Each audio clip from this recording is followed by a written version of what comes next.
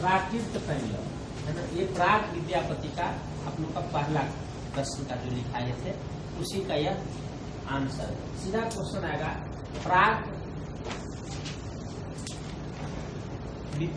विद्यापति काल में प्राकृत पेंडुलम स्थिति के स्पष्ट करो, वो भी यही आंसर होगा। क्वेश्चन ऐसे भी आ सकता है कि प्राकृत पेंडुलम पर टिप्पणी लिखो। क्वेश्चन ऐसे भी आ सकता है कि प्राकृत पेंडुलम मिथिलाक रचना अच्छी या मैथिली साहित्यिक सामग्री अच्छी, स्पष्ट करो। तीनों रूप में आएगा तो आंसर यही होगा। प्राकृत पेंडुलम सबसे पहले हम लोग भूमिका लिखिए। छंद शास्त्र का यह ग्रंथ है। छंद हम पद्य नुमा लिखते हैं। बताए थे कि आपको छंद क्या होता है, मात्रिक वर्णिक सब बताए थे। जो छंद होता है उसको हम लोग गाते हैं, गायन होता है मतलब वो पद्यात्मक हो गया। इसका रचना काल सुनीति कुमार चटर्जी बताते हैं कि 10वीं शताब्दी से 14वीं शताब्दी तक हुआ। क्यों? क्योंकि इसका आरंभ 10वीं शताब्दी में हुआ था और इसमें जो घटनाक्रम का वर्णन है, अलाउद्दीन और हमीर देव के संघर्ष और रानी पद्मावती, ये सभी का वर्णन इसमें मिलता है। कोई दिक्कत? इस संघर्ष के कारण जो प्राकृत पेंडुलम में भी यह संघर्ष का वर्णन आया है और यह 14वीं शताब्दी का घटना है, इसलिए माना जाता है कि यह 14वीं शताब्दी तक इसमें एक आदमी न हो करके ये विभिन्न व्यक्ति द्वारा रचना किया गया। क्योंकि 10 से लेकर के 14 तक कोई एक व्यक्ति हो ही नहीं सकता, तो विभिन्न व्यक्ति की रचना इसमें क्या है, शामिल है। मतलब इसमें यही में विभिन्न व्यक्ति की रचना शामिल है। विभिन्न व्यक्ति रचना शामिल। अच्छा,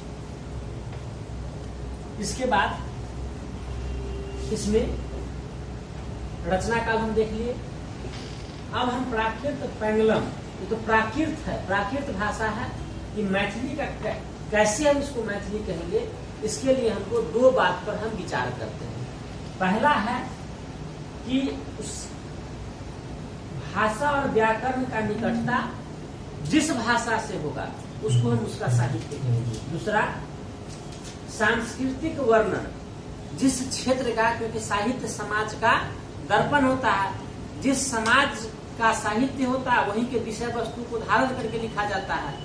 तो किस विषय वस्तु को धारण करके लिखा गया हम इसमें लिखेंगे।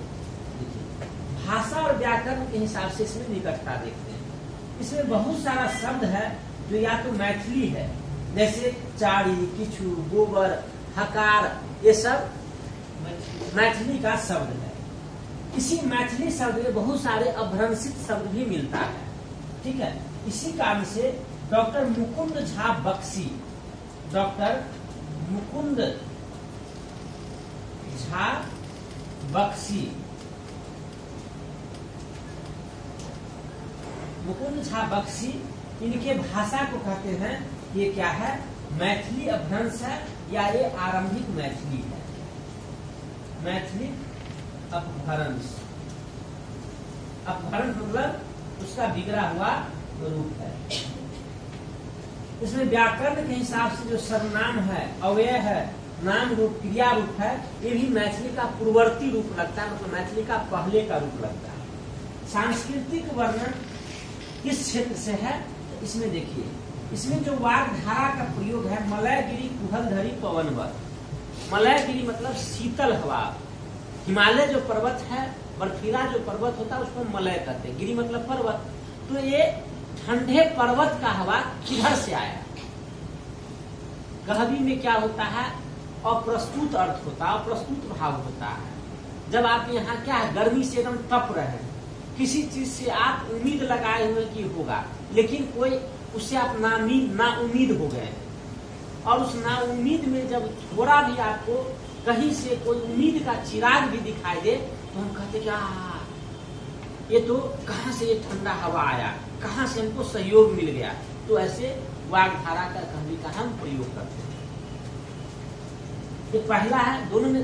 दूसरा है सोहर तोहर संकट हर, ये दो है, दोनों में से कोई एक एग्जाम में लिख लेना है।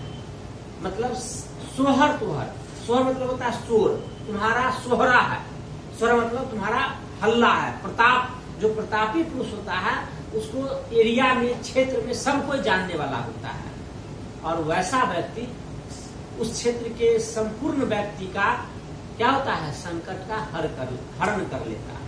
मतलब जो प्रतापी पुरुष होता है वो संपूर्ण संकट को हरने वाला होता है। ठीक है।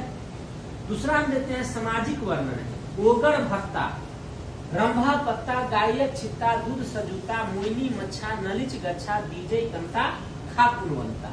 देखिए, ओगर भत्ता का मतलब होता है महीन चावल, पतला चावल, जैसे आजकल बासमती वगैरह होता है ना, गमकने वाला पतला चावल, तो महीन चावल। रंभा मतलब होता है केला, केला को हम लोग मैथिली में कहते हैं केरा, केरा। पत्ता मतलब पात, गाय मतलब गाय जानते ही हैं, छित्ता, गाय के छित्ता, गोबर, ठीक है ना, गोबर से जो हम लोग नीपते हैं, मतलब धोते हैं, जमीन को, फर्श को जो धोते हैं, मतलब क्या कहते हैं, नीपते हैं उसको, तो उसको गोबर, गाय के गोबर हो गया। दूध सजूता, और उस दूध में इसको पकाया जाता है, इसको महीन चावल, मतलब वो खीर बनाया जाता है। मोइनी मच्छा, जैसे देखिए हम लोग क्या कहते हैं, रेहू माछ, मछली कहते हैं ना, हर एक सिल्वर कांट मछली, अलग अलग मछली का नाम कहते हैं। उसी प्रकार से एक मछली होता है जिसका नाम है भुन्ना मछली। उसी भुन्ना मछली को, ठीक है, हम लोग की इधर एक कहावत है कि सरलो भुन्नी तरहुअक दुनी, मतलब इसका मतलब हुआ सड़ा हुआ भी भुन्ना है तो रह से दुगुना हुआ टेस्ट देगा, दिक्कत। तो यह सरलो भुन्नी तरहुअक दुनी, यही हो गया मोइनी मच्छा। तो भुन्ना मछली बहुत ही स्वादिष्ट होता है, ठीक है ना। ये दरभंगा का जो नदी है उसमें यह पाया जाता है। देखिए, नलिच गच्छा, नलिच गच्छा जैसे हम लोग क्या कहते हैं, पालक का साग है ना, पालक साग वगैरह सब कहते हैं ना, बथुआ के साग, अलग अलग साग कहते हैं। उसी प्रकार से एक पटुआ का साग होता है, ठीक है ना। तो यह हुआ नलिच गच्छा, मतलब पटुआ साग, पटुआ साग। दीजे मतलब देना, परोसना। कंता मतलब पत्नी। खा मतलब खाना। पुण्यवंता मतलब भाग्यशाली पुरुष। पूरे का अर्थ हुआ कि वह पुरुष भाग्यशाली होता है जिसकी पत्नी गाय के गोबर से नीप कर करके, ठीक है ना, चौका लगा करके उस पर से उसके बाद वो गाय के दूध में खीर पकाती है, चावल को पकाती है, खीर बनाती है, फिर मछली बनाती है, भुन्ना माछ, और पटुआ साग बनाती है, और अपने पति को खिलाती है। और वैसा पति, ऐसा भोजन करने वाला पति भाग्यशाली है। तो दो चीज है इसमें मिथिला संस्कृति से। हम लोग यहाँ देखिए सब जगह क्या होता है, दूध माछ बांतर। हम लोग के यहाँ मछली, साग और दूध के बना हुआ खीर वगैरह सब लोग एक साथ ग्रहण कर लेता है।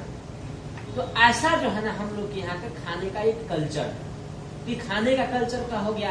दूसरा, दाम्पत्य, सुखद दाम्पत्य जीवन का वर्णन ऐसे ही होता है मिथिला में, क्योंकि एक सेवा भाव, वो तो पूरी हिंदू सोसाइटी का है, लेकिन हम लोग अपने हिसाब से देखते हैं, कोई दिक्कत। तो इस प्रकार से यह मिथिला सामाजिक स्थिति को, मिथिला के दाम्पत्य जीवन को यह क्या करता है, प्रतिनिधित्व करता है। इस कारण से डॉक्टर सुभद्र झा, डॉक्टर सुभद्र झा का कथन है कि ई ग्रंथ या प्राकृत पेंगलम, ई ग्रंथ मैथिलिक सामग्री अछि, मैथिलिक सामग्री अछि, यही से बेसी किछु और नहीं, यही से बेसी किछु और नहीं। ठीक है, और ये आंसर पूरा हो गया। जब भी आएगा ये टिप्पणी में आएगा, शॉर्ट नोट्स में आएगा, 10 नंबर का होगा और ये समाप्त हो जाएगा। कोई दिक्कत नहीं ना।